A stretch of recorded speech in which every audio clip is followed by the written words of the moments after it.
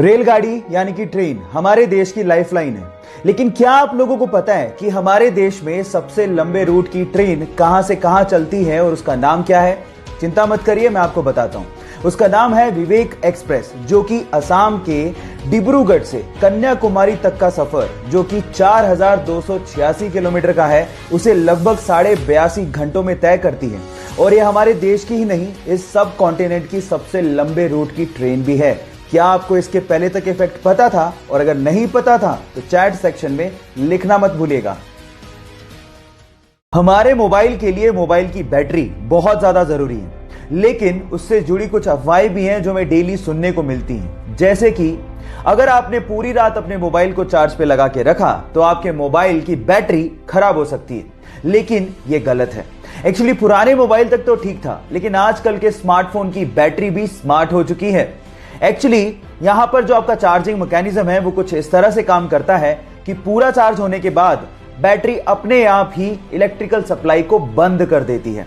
मसलन आपके मोबाइल की बैटरी खराब नहीं होती है, तो निश्चिंत रहिए, पूरी रात चार्ज लगाने पर आपकी मोबाइल की बैटरी खराब नहीं होगी। क्या इसके पहले तक आप ये फैक्ट जानते थे? और अगर नहीं जानते थे तो चैट सेक्शन में लिखना मत भूलिएगा।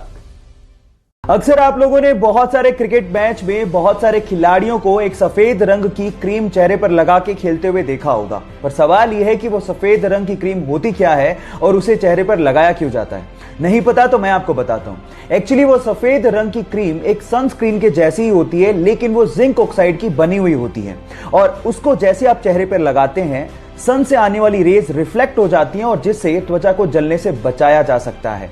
क्या इसके पहले तक इफेक्ट आपको पता था? और नहीं पता था तो चैट सेक्शन में लिखना मत भूलिएगा। अक्सर आप लोगों ने हवाई जहाज में लगे ब्लैक बॉक्स के बारे में सुना होगा। जब भी दुर्घटना की खबरें आती हैं तो सबसे पहले हवाई जहाज के ब्लैक बॉक्स को ढूंढा जाता है ताकि दुर्घटना के कारणों का पता लगाया जा सके। लेकिन मजेदार फैक्ट यह है कि ब्लैक बॉक्स ब्लैक होता ही नहीं है। एक्चुअली वो ब्राइट ऑरेंज कलर का होता है। ये बॉक्स हीट रेजिस्टेंट होता है, जिसकी वजह से इसमें आग नहीं लगती। ये डेटा स्टोर करने के काम आता है और ब्राइट ऑरेंज होने की वजह से इसे दुर्घटना के बाद ढूंढने में आसानी होती है। क्या इसके पहले तक आपको ये फैक्ट पता था? और अगर नहीं पता था तो चैट सेक्शन में लिखना मत भूलिएगा। आपकी लाइफ में कभी ना कभी आप लोगों ने देखा होगा कि जब आप कभी कोई एग्जाम देने जा रहे हो या फिर कोई अच्छा काम करने जा रहे हो तो आपकी मम्मी ने आप लोगों को दही और शक्कर का कॉम्बिनेशन तो जरूर खिलाया होगा। लेकिन अगर मैं आपसे पूछूं कि इसके पीछे का रीजन क्या है तो शायद आप कहोगे कि ये कोई अंधविश्वास होगा, लेकिन ऐसा नहीं है। एक्चुअली इसके पीछे एक साइंटिफिक रीजन है। एक्चुअली दही एक कूलिंग फूड होता है और शक्कर के अंदर ग्लूकोज होता है, और इन दोनों का कॉम्बिनेशन आप लोगों को एक इंस्टेंट एनर्जी देता है और आपके ब्रेन की कंसंट्रेशन लेवल को बढ़ाता भी है। तो अगली बार जब आपकी मम्मी आप लोगों को दही और शक्कर खिलाए तो इसे अंधविश्वास मत समझिएगा। इसके पीछे साइंटिफिक रीजन को समझ के प्यार से खाइएगा और अपने अच्छे काम के लिए जाइएगा। सक्सेस जरूर मिलेगी। दूध पीना हमारी सेहत के लिए बहुत ज्यादा जरूरी है, लेकिन अगर दूध ही नकली है तो वो हमारी सेहत के लिए और ज्यादा नुकसानदायक हो सकता है। पर सवाल यह है कि पता कैसे करें कि दूध असली है या नकली? मैं आपको बताता हूं। नंबर 1, आप दूध को सूंघिए। अगर उसमें डिटर्जेंट की गंध आ रही है, इसका मतलब आपका दूध सिंथेटिक है। नंबर 2, जो असली दूध होता है उसे स्टोर करने पर वो रंग नहीं बदलता, जबकि नकली दूध स्टोर करने पर कुछ ही समय में पीला पड़ जाता है।